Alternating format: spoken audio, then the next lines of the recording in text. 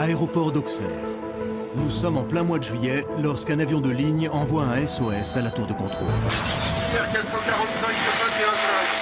Imputation au contrôle dans mon secteur.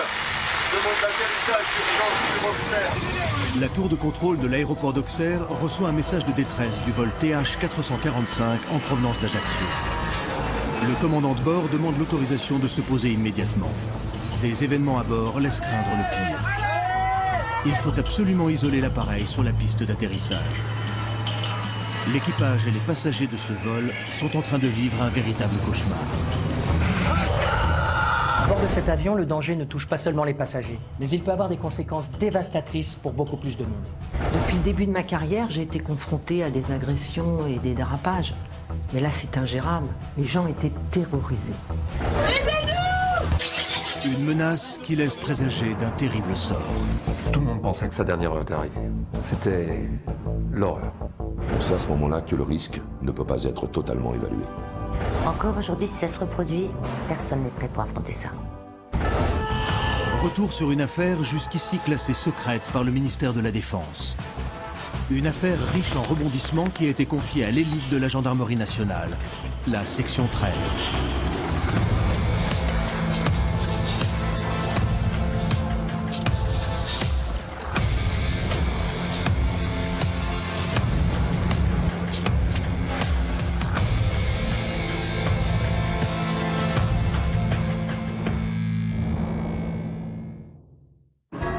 Nous sommes le 3 juillet 2003. Il est 13h44.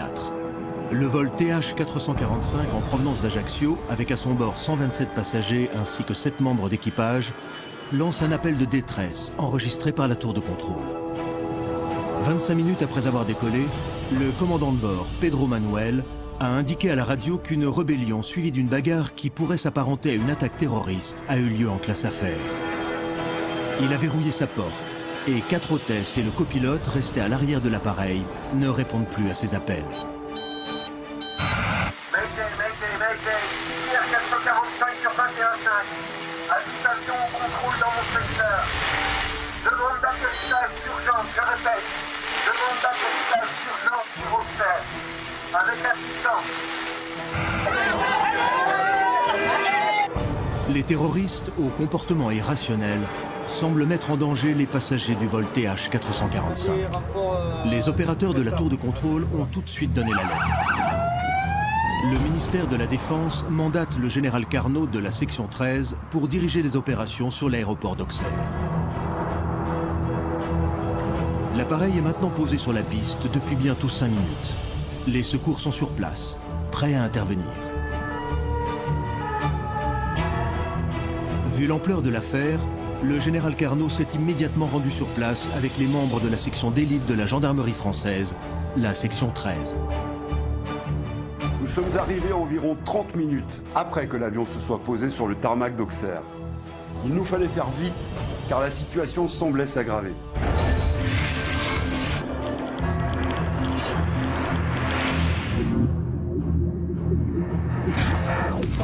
Que se passe-t-il à l'intérieur de cet avion ? Des terroristes sont-ils en train de s'en prendre à l'équipage et aux passagers? Le vol TH445 en provenance d'Ajaccio garde pour le moment son mystère. Je me dirige avec les équipes de télévision vers l'aéroport d'Auxerre.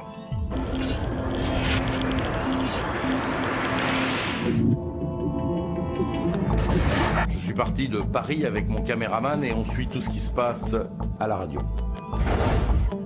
Michel Rosemary fait partie des quelques journalistes qui ont pu couvrir la totalité de l'affaire. Habitué des enquêtes particulièrement complexes, il va vite comprendre que ce qui s'est passé dans cet avion dépasse l'entendement. On a pu entendre sur les ondes l'interview du contrôleur, celui qui a reçu l'appel de détresse de l'avion.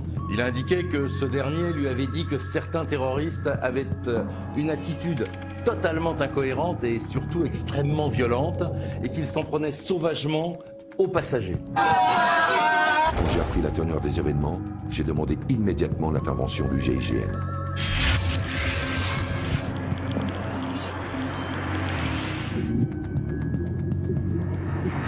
On allait devoir faire face à des terroristes plutôt particuliers, d'après les premières informations. Et je peux vous dire que dans ce cas de figure, je fais appel à des pointures. Le capitaine Brunel de la section 13 va superviser de très près les manœuvres sur le terrain et prend en charge les opérations conduites par les gendarmes du GIGN qui l'attendent à l'aéroport d'Auxerre. J'avais jamais vécu une situation pareille, c'était inimaginable. Un véritable état de guerre. Dans le même temps, le commandant Lournec, spécialiste en psychologie et parapsychologie, organise une cellule de crise d'aide aux victimes avec les premiers secours.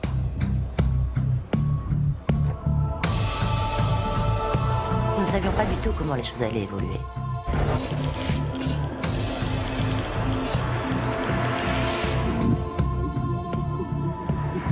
On avait un avion cloué au sol avec potentiellement 127 passagers en danger. Certains étaient déjà blessés, peut-être même morts. Ce qui est sûr, c'est que nous allions récupérer des personnes en état de choc. Un important dispositif se met en place sur le tarmac de l'aéroport d'Auxerre.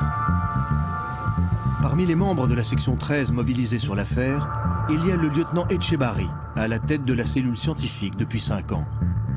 Il arrive également dans l'heure qui suit le début de l'affaire. Un avion était immobilisé au milieu de la piste et nous savions qu'il allait falloir débloquer la situation au plus vite, avec comme priorité de sauver la vie des passagers.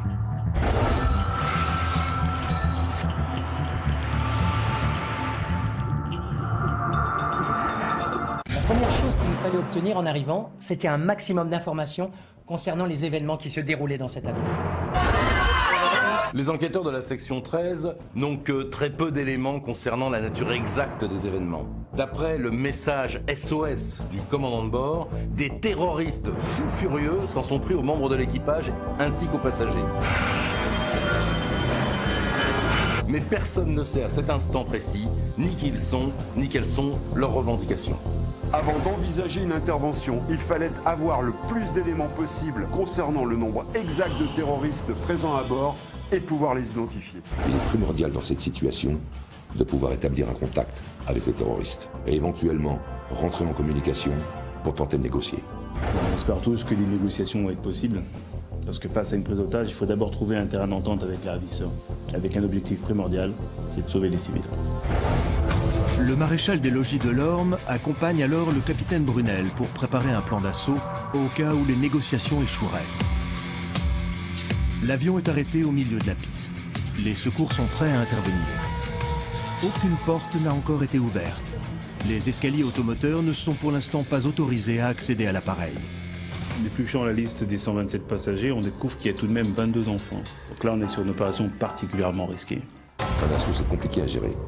Mais dans cette situation, c'est encore plus délicat. La marge de manœuvre est quasi nulle et c'est extrêmement risqué pour les civils qui peuvent se retrouver au milieu des tirs. 30 minutes après l'atterrissage du vol TH445, une liaison radio va permettre d'en savoir davantage sur ce qui se passe dans cet avion. Le commandant, enfermé dans l'appareil, dialogue par radio avec les services de gendarmerie. Le général Carnot, chef des opérations au sein de la section 13, entre en communication depuis le véhicule d'état-major avec le commandant de bord, Pedro Manuel, à 14h45. Le service vidéo de la section 13 a capté la scène.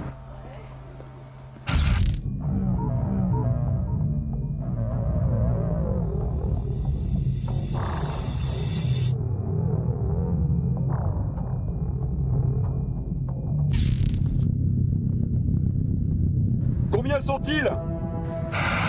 C'est difficile à dire. Je dirais entre 6 et 8. La deuxième classe, ça a l'air plus calme, il y a 2 pics. Alors, c'est des pics. Ce sont des terroristes aussi, je crois. Il y a 2 terroristes qui semblent menacer tout le monde. Par contre, j'ai plus aucune nouvelle de l'équipage. Je ne sais pas ce qui se passe. Je vais essayer de les recontacter. Ah, merde! Que se passe-t-il? Répondez, que se passe-t-il? J'entends des bruits sourds qui proviennent de derrière la porte du cockpit. Et sur le moment, je dois vous avouer que c'est assez inquiétant. Pouvez-vous me dire ce qui se passe? Répondez-moi, commandant!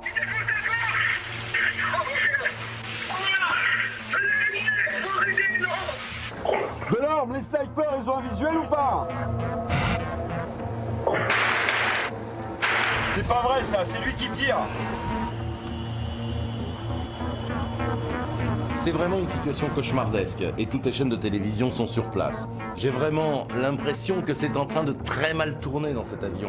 À ce moment-là, nous n'avons évidemment pas accès à la communication entre le général Carnot et le commandant de bord, mais on a entendu plusieurs coups de feu. Et ensuite, on a assisté à cette scène surréaliste. La communication radio devenue impossible indique que le commandant de bord est probablement agressé par un des terroristes. Le pilote semble avoir utilisé un revolver pour se défendre. Mais quelques secondes plus tard, la porte avant s'ouvre et un premier incident mortel va se produire. Les caméras de télévision présentes sur place étaient braquées sur l'avion. Cette porte s'ouvre et on ne voit rien dans un premier temps.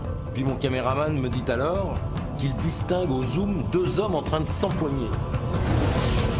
Sur ces images tournées au moment des faits, on voit subitement apparaître 2 silhouettes. L'une d'elles tombe dans l'encadrement de la porte, la tête dans le vide. Il semble s'agir du commandant Pedro Manuel. Il est malmené par ce qui semble être un terroriste présent dans l'appareil. Soudain, probablement à bout de force, ne trouvant aucune autre solution, il préfère se jeter dans le vide, entraînant dans sa chute son agresseur. Il chute de 6 mètres de haut. Le commandant semble assommé sous le choc contre le tarmac. Puis le terroriste, lui, il se relève et commence à le frapper avec acharnement.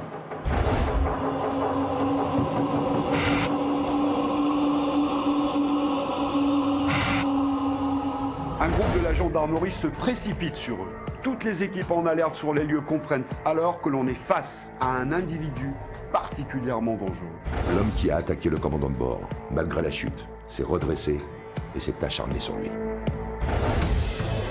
Un sniper du GIGN posté dans un hélicoptère tire sur le terroriste et le touche à l'épaule. L'homme est immédiatement emmené vers les tentes de premiers secours. Et lors de son transfert, qui n'a duré que quelques minutes, l'individu présente des troubles extrêmement inquiétants. Il était comme fou au moment de le charger dans l'ambulance. Il a même essayé de frapper un infirmier au visage. C'était comme une bête enragée. Personne ne comprend réellement ce qui se passe. On voit les secours s'affairer et on se demande alors ce qu'il en est de l'état du commandant de bord. On le voit allongé au sol et cela fait au moins 2 bonnes minutes qu'il ne bouge plus. Et les médecins qui l'entourent semblent ne plus agir. Là, j'ai fait en sorte que l'équipe d'infirmiers apporte au commandant de bord les premiers soins. Là, il était décédé. Ce coup à la tête qu'il lui a pris lui a été fatal.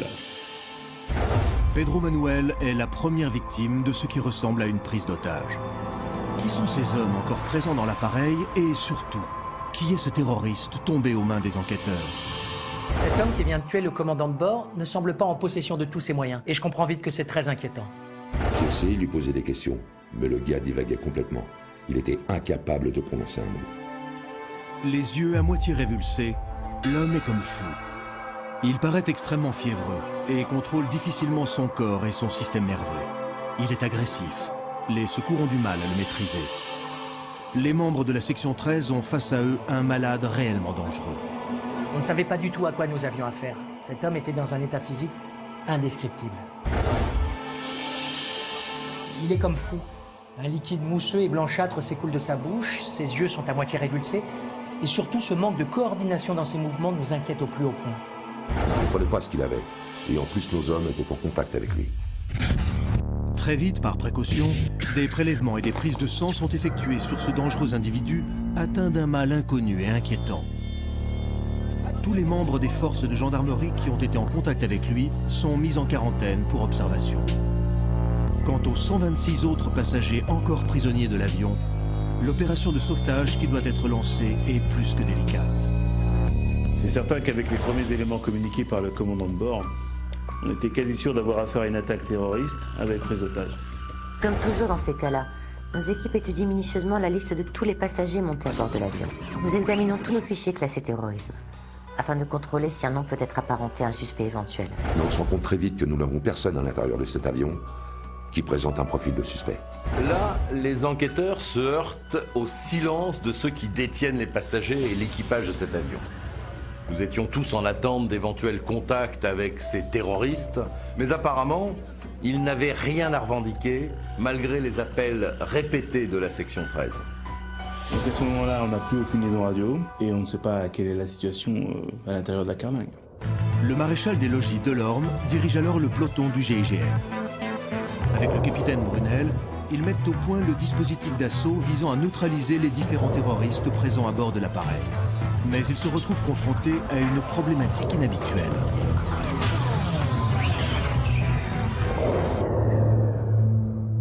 En général, dans ce cas de figure, on trouve sur la liste d'embarquement une piste qui permet de cibler les terroristes. Mais là, il n'y avait aucun suspect à bord. Toutes les personnes étaient identifiées comme étant des vacanciers. Et malgré une enquête approfondie menée avec les services d'Interpol, on n'avait rien de sérieux. On avait un doute à propos de ces terroristes en question. On sentait bien que des négociations allaient difficilement pouvoir se mettre en place. D'autant plus que ce qui nous interpelle dans cette affaire, c'est le silence du commando. En général, les terroristes ont des revendications, des exigences. Mais là, il n'y avait aucune communication possible. Qui sont ces hommes qui s'en sont pris aux passagers et à tout l'équipage du vol TH445 ?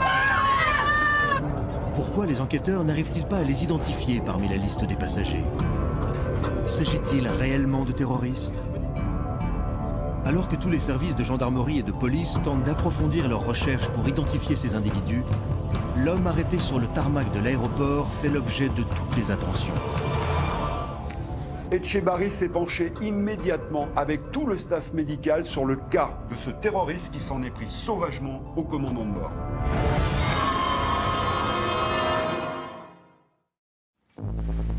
Sous une tente de premier secours dressée sur l'aéroport d'Auxerre, le lieutenant Etchebarri, responsable de la cellule scientifique de la section 13, avec l'assistance de l'équipe médicale, forme l'hypothèse qu'un virus pourrait avoir atteint l'individu.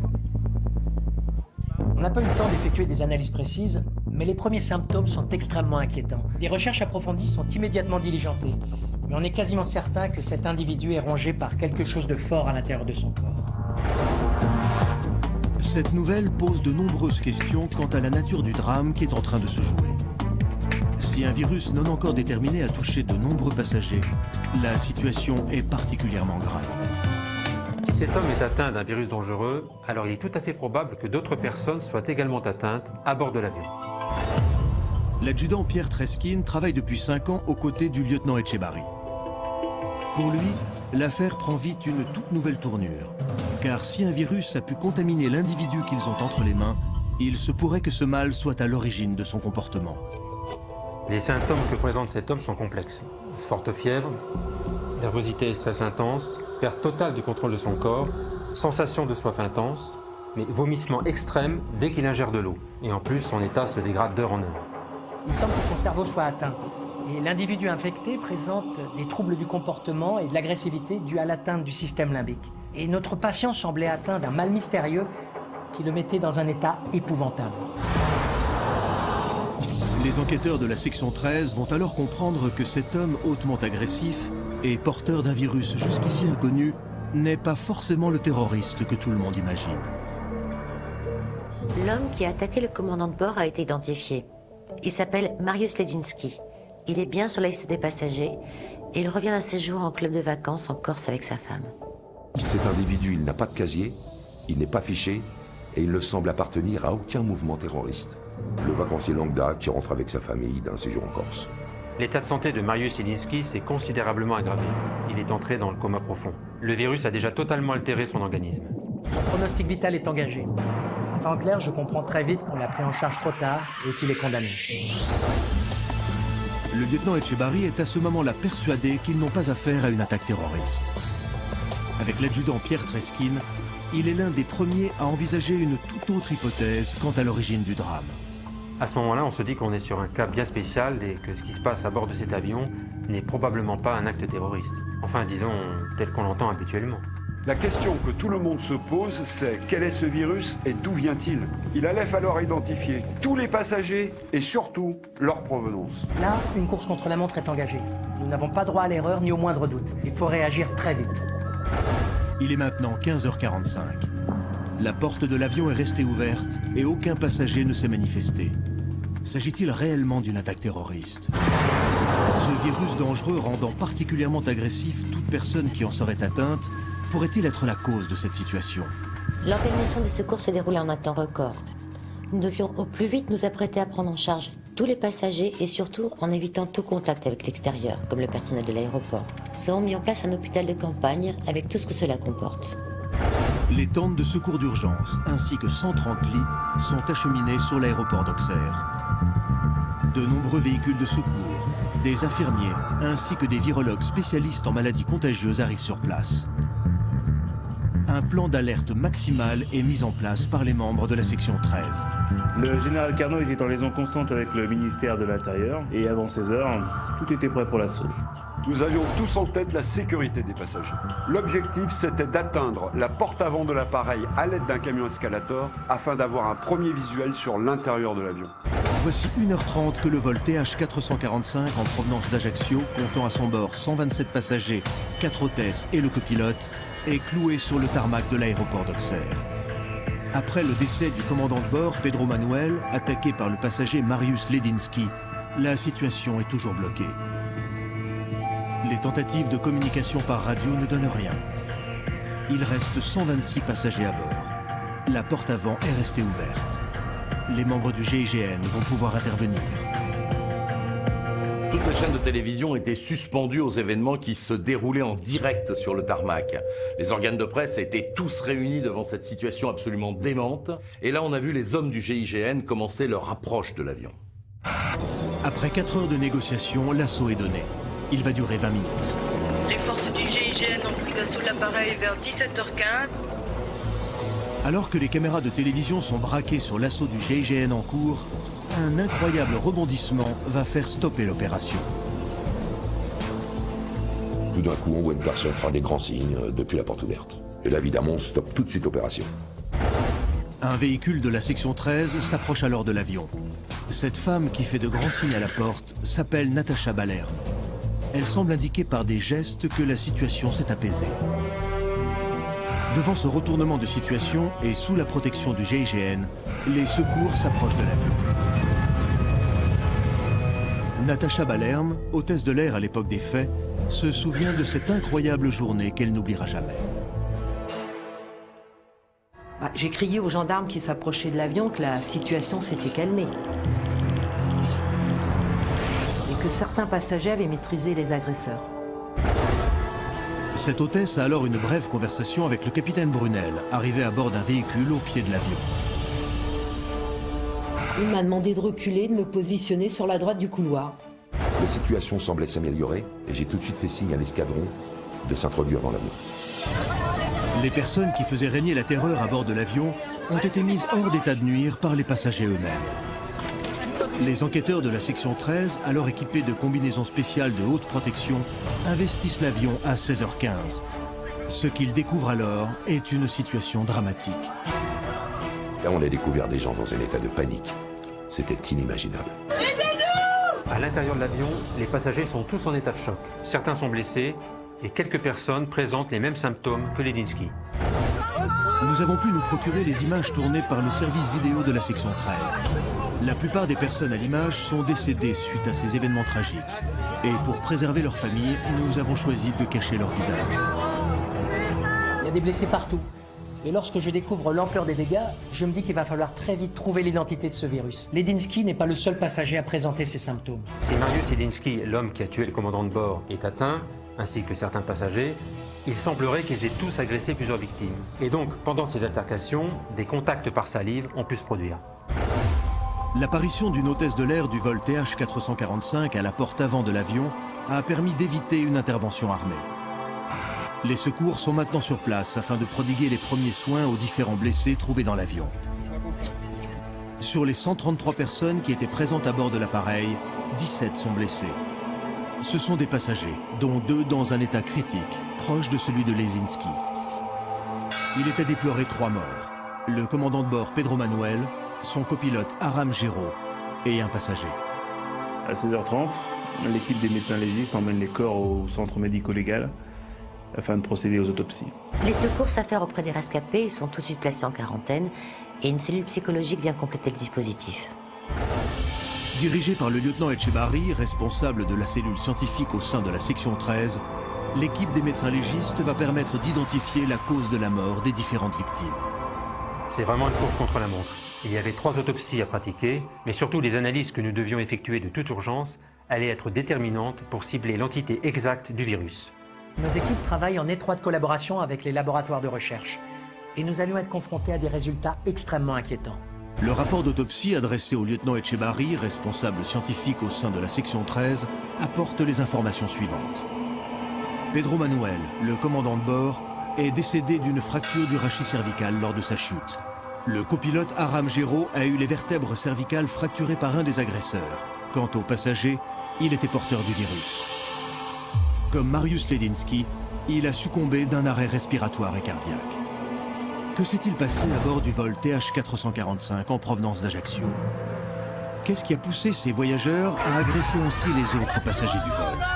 Les enquêteurs vont devoir répondre très vite à toutes ces questions, et alors qu'un plan d'alerte maximale est mis en place, les premiers témoins présents dans l'avion se confient aux membres de la section 13.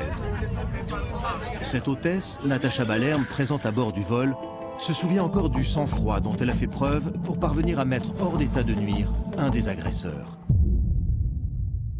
Au moment de l'embarquement, j'ai trouvé que certaines personnes étaient nerveuses, mais particulièrement le passager Ledinski, j'ai trouvé qu'il était très agressif avec sa femme. Il y a des images qui reviennent de façon incontrôlée, comme ça, à mon esprit, et qui sont tout à fait terrifiantes et traumatisantes.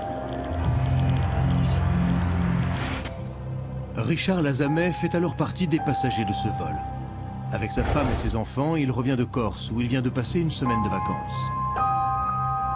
Il a accepté de revenir avec nous sur ce terrible drame et se rappelle en détail du comportement très étrange du passager Mariusz Ledinski.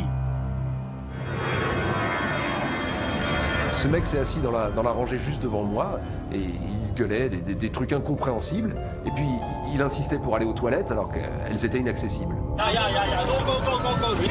Je lui ai dit de se calmer et un autre passager s'est levé en lui demandant s'il avait un problème. Et le gars s'est mis à tousser, à ne plus pouvoir respirer et après il s'est rassis. Au bout de 10 minutes de vol, il a recommencé son cirque. Il s'est levé, il est allé s'enfermer aux toilettes. Après un quart d'heure, il n'était toujours pas sorti. Tout le monde se demandait un petit peu parce qu'on l'entendait hurler à travers la cloison des toilettes. Là, j'ai prévenu le commandant de bord qu'il y avait un passager qui avait un grave malaise dans les toilettes. Et c'est Aram, le copilote, qui est venu me voir. Je me souviens que le copilote est venu tambouriner à la porte des toilettes en le priant d'ouvrir sur le champ. Monsieur Ledinski est sorti brusquement des toilettes, il a frappé le copilote, il a plaqué au sol, il l'a tabassé. Et là, c'était la panique dans l'avion. Le sœur est complètement hystérique. Il ne semble pas se contrôler. Après avoir tué le copilote, il se tape violemment la tête dans une cloison de l'appareil. Là, j'ai une collègue qui est arrivée avec une bombe lacrymogène. Elle a aspergé Monsieur Ledinski et il s'est écroulé au sol de douleur. D'autres passagers se sont levés, ils ont essayé de maîtriser Ledinski, sauf qu'il y avait deux types qui étaient assis à l'arrière de l'appareil qui ont commencé à se tabasser l'un l'autre. C'était un vrai cauchemar. Il y a des passagers qui ont commencé à se bagarrer dans le fond de l'avion et les autres, excédés par leur comportement, en sont venus aux mains. La situation a totalement dégénéré. Avec quelques passagers, on essayait de protéger nos enfants, qui étaient littéralement terrifiés par ce qu'ils voyaient. Et c'est à ce moment-là que les bagarres se sont amplifiées à l'arrière de l'appareil. Et là, j'ai entendu ma collègue crier, je me suis précipitée. J'ai vu une femme blessée, un homme couvert de sang qui s'est relevé. Il a frappé ma collègue, il titubait, il vomissait, comme s'il était sous l'emprise d'une drogue. Et là, je me suis précipitée sur le téléphone pour appeler le commandant de bord. Et puis l'avion a commencé brutalement sa descente. Du coup, les agresseurs qui étaient debout ont été obligés de se cramponner, tellement ça descendait vite. Et puis on s'est posé, et là, les bagarres ont recommencé à nouveau. Et je me rappelle qu'avec quelques passagers, on a réussi à saisir des chariots repas pour se protéger à l'arrière de l'appareil. Là, ils étaient 9 au total à s'en prendre à tout le monde. Ils se sont dirigés vers la cabine de pilotage, et là, Ledinski a réussi à casser la porte du cockpit. Le commandant de bord a essayé de tenir en respect les agresseurs avec un revolver. Il a tiré 3 fois, mais Ledinski s'est jeté sur lui. Le commandant de bord a alors réussi à ouvrir la porte de l'avion. C'est comme ça dans la bagarre qu'ils sont tombés de 6 mètres de haut sur le tarmac.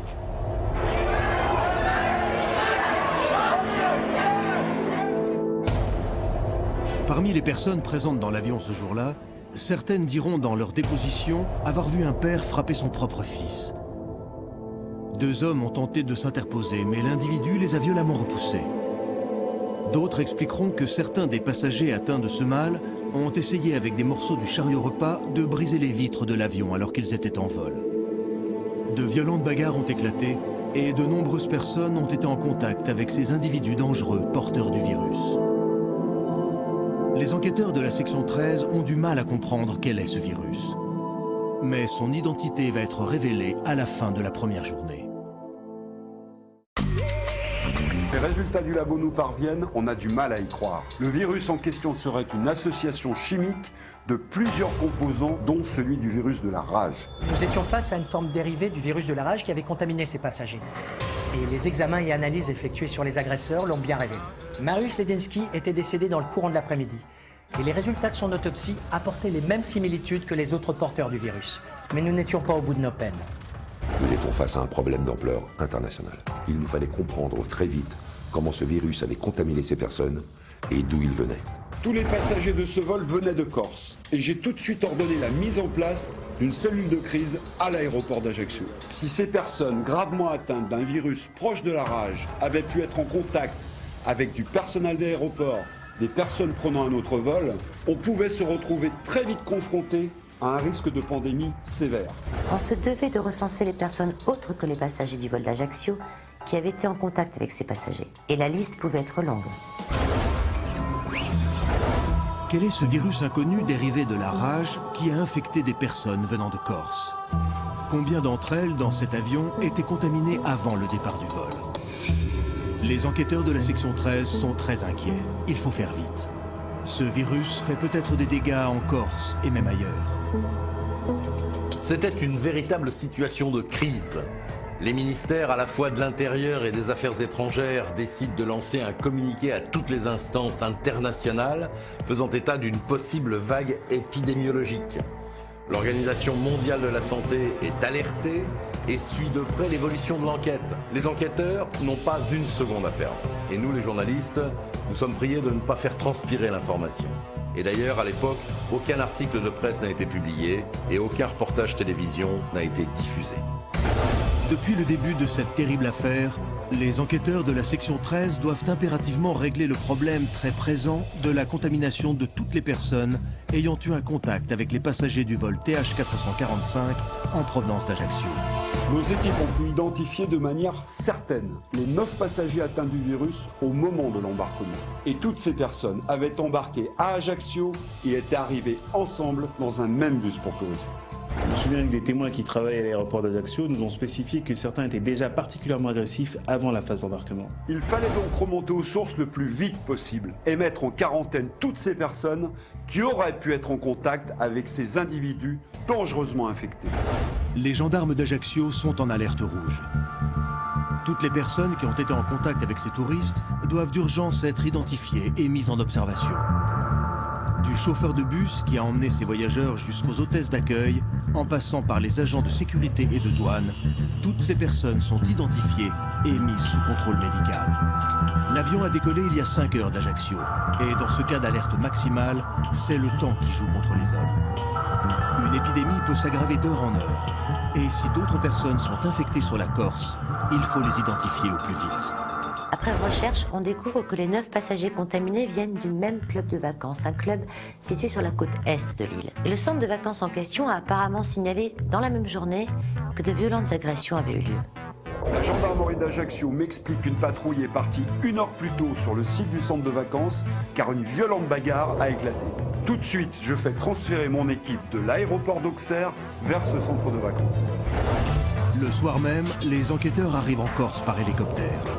Ils apprennent en arrivant sur place que la patrouille de gendarmerie, appelée par plusieurs touristes du centre de vacances, a fait une demande de renfort d'urgence car une fusillade a éclaté. La section 13 rejoint les forces de l'ordre déjà sur place. À leur grande surprise, les gendarmes sont en embuscade à l'entrée du centre. Plusieurs hommes armés à l'intérieur de l'hôtel leur tirent dessus. 5 des membres du service de sécurité du centre auraient, comme pour ainsi dire, pété les plombs. Ils tiraient sur tout ce qui bougeait. Lorsque les membres de la section 13 se rendent sur place à l'entrée du centre de vacances, Les gendarmes, appelés 2 heures plus tôt en renfort, sont barricadés derrière leur véhicule. L'accès au centre est compliqué car la situation est bloquée. Plusieurs forcenés, qui pourraient être au nombre de 5, tous armés, sont toujours embusqués à l'intérieur du domaine. À cet instant, je reçois l'information que toutes les personnes qui étaient porteuses du virus à bord du vol TR-445 viennent de ce centre de vacances. Et aucune autre n'a quitté le centre depuis. Avec un peu de chance, on se dit que la propagation de ce virus, s'il vient bien de ce centre de vacances ou de ses environs, va peut-être pouvoir être contenu par les services de virologie. Seulement 7 heures après l'atterrissage d'urgence de l'avion qui transportait des personnes atteintes d'un virus proche de la rage, les enquêteurs de la section 13 sont de nouveau confrontés à des cas similaires de personnes contaminées dans le camp de vacances où, semble-t-il, les événements ont commencé. L'enquête prend alors une tournure particulièrement tendue et l'affaire tourne à l'opération Commando. Visiblement, des personnes armées sont à l'intérieur du centre et on ne sait pas pourquoi elles tirent sur tout ce qui bouge. Nous, les journalistes, on est mis en retrait, mais malgré tout, on a une idée de la gravité de la situation, car les coups de feu échangés ont été extrêmement nombreux ce soir-là. Il fallait impérativement que toutes les personnes qui étaient encore vivantes dans ce centre soient prises en charge, car ce virus, qui s'apparente à la rage, doit être maîtrisé avant les premiers symptômes, sinon on risque un décès dans les 5 jours qui suivent. Nous donnons ordre à toutes les brigades de gendarmerie disponibles de venir renforcer le dispositif mis en place à l'entrée du club de vacances. Un peloton du GIGN est arrivé sur place et en l'espace de 10 minutes, un assaut a été lancé pour neutraliser les tireurs embusqués. Toutes les forces de gendarmerie encerclent les lieux. Il faut agir vite. Les touristes se sont barricadés dans leur chambre du premier étage et des tirs se font entendre. Le service vidéo de la section 13 suit les opérations. Nous avons pu obtenir ces images inédites. À 20h45, le capitaine Brunel et les hommes du GIGN investissent la partie sud du bâtiment, côté plage. Il fallait atteindre le poste de sécurité du club. C'était là-bas que l'on avait repéré 2 tireurs embusqués. Équipés de masques de protection, le capitaine Brunel et ses hommes essaient d'atteindre le poste situé dans les sous-sols de l'hôtel.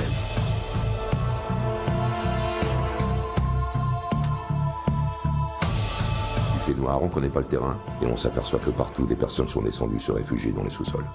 La plupart sont blessés et atteints par ce mal qui crée une dégénérescence du système nerveux. Si c'est bien le virus de la rage qui a contaminé ce centre de vacances, on comprend vite qu'il a dû se propager à une vitesse qui dépasse l'imagination. L'opération se déroule très vite. Les membres du GIGN parviennent à maîtriser les quelques individus qui ont tenté de s'en prendre à eux.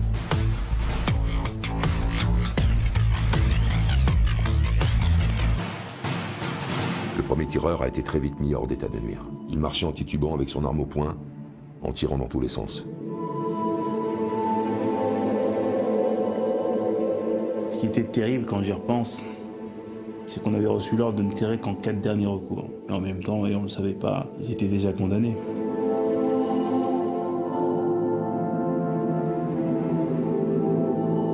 Les hommes ramenaient les blessés les uns derrière les autres. Et tous quasiment avaient déjà déclaré les premiers symptômes.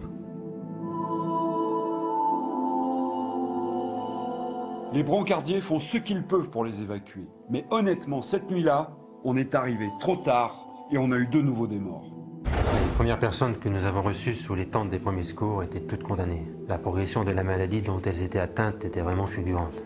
Je peux vous dire que c'était vraiment insoutenable d'assister à ça impuissant. Toutes ces personnes semblaient ravagées par une folie meurtrière et c'était dramatique de les entendre hurler de douleur. Quand j'ai pris conscience de la dangerosité de ces individus, j'ai demandé à mes hommes de se déployer dans tout le bâtiment. Il fallait mettre hors d'état de nuire absolument tout le monde. Cette nuit-là, les membres de la section 13 vont découvrir que le centre de vacances est le théâtre d'une contagion de grande envergure. Les tireurs épuisés sont mis hors d'état de nuire en l'espace de quelques minutes. Il s'agissait des membres du service de sécurité de l'hôtel. D'après les médecins qui les ont vus, aussitôt interceptés, ils étaient atteints par le virus et avaient littéralement pété un plomb. Atteints de démence, ils sont allés chercher leurs armes et ils se sont mis à semer la terreur dans le club de vacances. Ces types-là avaient totalement perdu la raison et leur système nerveux avait été sévèrement atteint. Sur les images des caméras de la cellule vidéo de la section 13, on les voit déambuler, sans savoir où aller. On a l'impression qu'ils sont profondément choqués et atteints de ce mal qui rend leur démarche absolument chaotique. La majorité des personnes qui passaient leurs vacances en Corse ont été sauvées. Mais les membres de la section 13 auront à dénombrer 10 victimes, toutes décédées, suite à des symptômes trop avancés. Quel type de virus a-t-il pu ainsi provoquer la mort de 14 personnes cet été 2003? À Paris, la cellule scientifique dirigée par le lieutenant Etchebarri, en collaboration avec les laboratoires concernés, a réussi à identifier cette mutation du virus de la rage. Et les résultats de leurs recherches vont relancer la piste tant redoutée, l'acte terroriste. Ce virus hybride que l'on a appelé H1Z1 est en réalité un mélange de grippe et de rage capable de faire de nombreuses victimes. Elles auraient la capacité de contaminer les autres par simple contact. Et en plus, c'est un virus qui a des possibilités d'évoluer.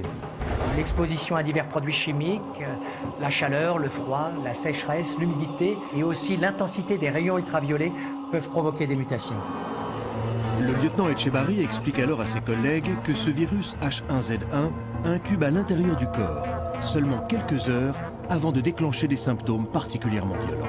Après avoir été inoculé, le virus va commencer à se multiplier à son point d'entrée dans le tissu musculaire. Puis il pénètre ensuite les terminaisons nerveuses des neurones, rendant l'individu porteur extrêmement dangereux. Anxiété, confusion mentale, folie, suivie de vives hallucinations, consument la victime jusqu'à ce qu'une mort misérable et certaine s'ensuive.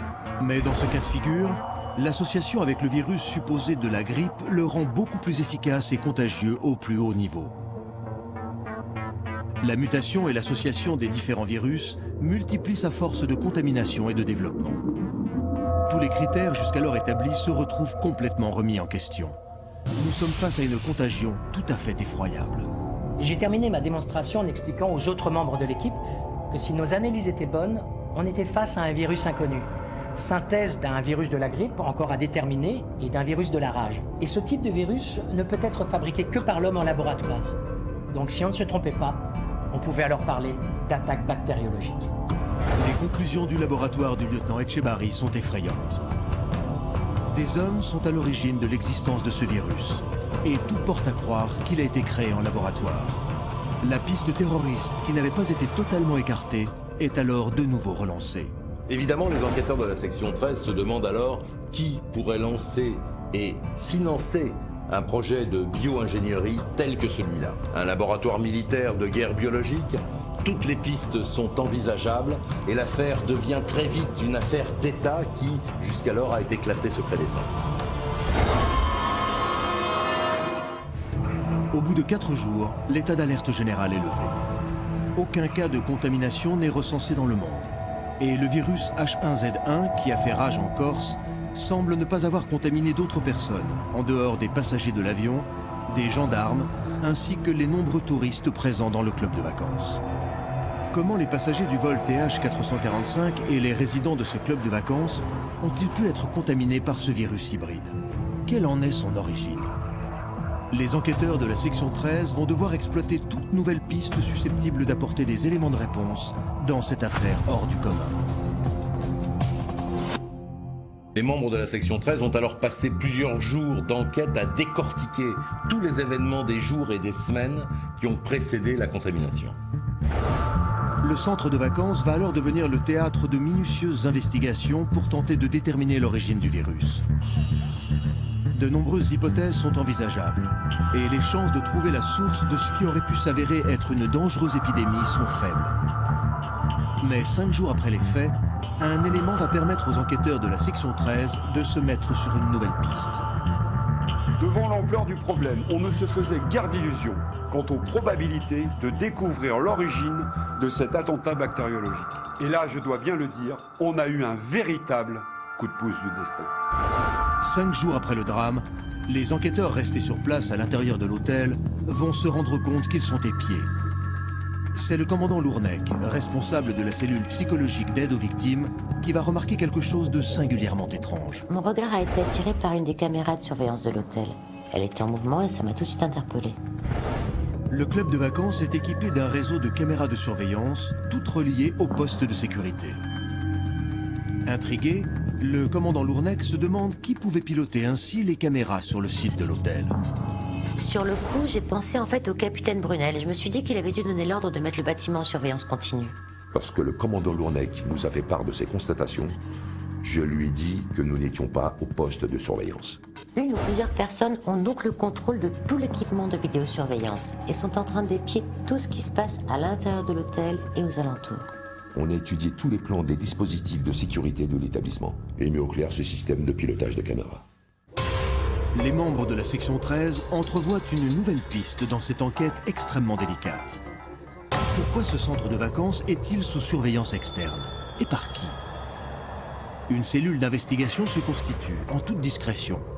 Il faut trouver où se cachent les observateurs. L'installation est étudiée et on constate que la portée Wi-Fi des caméras ne dépasse pas les 2 km² autour de l'hôtel. Pour les enquêteurs de la section 13, il est évident que cette surveillance de l'établissement et de ses environs est impossible de l'extérieur. Si quelqu'un parvient à manipuler ces caméras, il se trouve très probablement à l'intérieur de l'hôtel.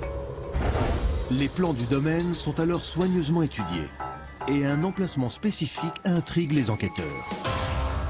Il y a sous la piscine de l'hôtel une pièce dissimulée que l'on peut très difficilement atteindre. Il s'agit de l'ancienne chaufferie qui a été en partie murée lors de la rénovation de l'hôtel il y a 5 ans. C'était une pièce qui ne servait plus. L'hôtel avait été rénové et les propriétaires avaient en partie condamné ce local. Un microcanon a été mis en place pour vérifier si les sons ne viennent pas de cette chaufferie. Et grâce au micro, on a capté une conversation. 2 hommes qui parlent en français, à voix basse.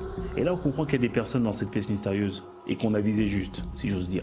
L'ordre est donné au capitaine Brunel et ses hommes d'arrêter les 2 suspects cachés sous la piscine. Et on va comprendre rapidement comment toute cette affaire a commencé. Le capitaine Brunel et ses hommes se glissent dans le conduit qui mène à la pièce. Et en l'espace de quelques minutes, les 2 hommes sont arrêtés et identifiés.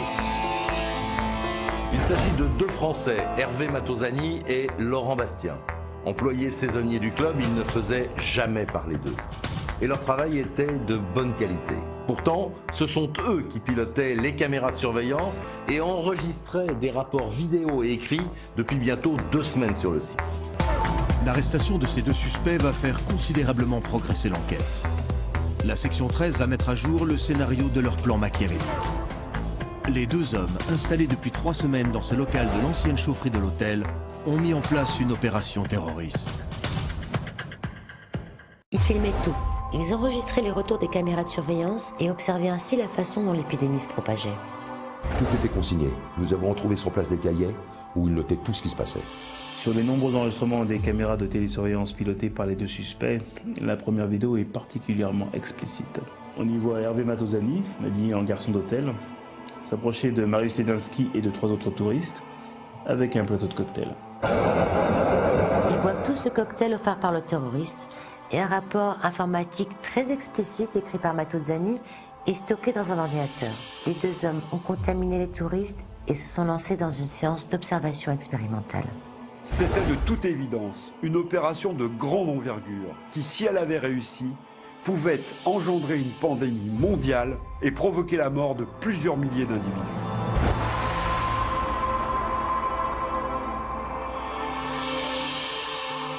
Comme 2 savants fous, ils avaient choisi ce camp de vacances comme point de départ d'une gigantesque opération de guerre bactériologique. Le centre de vacances abritait 27 nationalités différentes, les États-Unis et l'Europe étaient totalement couverts, et si les touristes étaient rentrés chez eux, le monde entier aurait pu faire face à une véritable pandémie. Ces 2 ingénieurs chimistes travaillaient en France dans un grand laboratoire pharmaceutique. Ils ont pris un congé d'1 an pour aller faire le tour du monde. C'est la raison invoquée auprès de leur employeur. En réalité, ils étaient partis dans une contrée dont nous tairons le nom, au sein d'un laboratoire clandestin, pour mettre au point un virus permettant d'anéantir les populations. Tous leurs contacts et familles sont mis sur écoute. Leurs domiciles sont fouillés, afin de retrouver où et comment ils fabriquent le virus. Les bâtiments et les alentours du club sont fouillés, et toutes les équipes de gendarmerie participent à ces recherches. Dans la chambre qu'ils occupaient dans le club, ils avaient caché une réserve de produits viraux qu'ils utilisaient à titre expérimental. D'importantes sommes d'argent ont été versées sur des comptes bancaires cachés appartenant aux 2 suspects. Cette affaire révèle le danger que représente une guerre bactériologique. Silencieuse et absolument invisible, elle peut agir partout sans que personne ne s'en aperçoive. Aucun État n'est à l'abri de ce genre d'attaque. Les commanditaires de cette action terroriste n'ont pu à ce jour être identifiés. L'origine du virus vient d'un laboratoire caché quelque part sur la planète qui n'a jamais pu être découvert. Cette affaire restera toujours gravée dans nos mémoires. Le bilan est très lourd et les victimes très nombreuses. Et dans cette enquête, nous avons frôlé une catastrophe sans nom. L'affaire n'a jamais été classée et les gouvernements sont plus que jamais sur leur garde. Les recherches se poursuivent dans le monde entier et grâce aux efforts conjugués des services secrets des différentes nations, un bon nombre de laboratoires clandestins a déjà été détruit. Mais c'est une surveillance de tous les instants et le risque est toujours présent. Au début de l'année 2014, un homme s'est présenté dans un hôpital de Nice. Il était atteint du virus de la rage.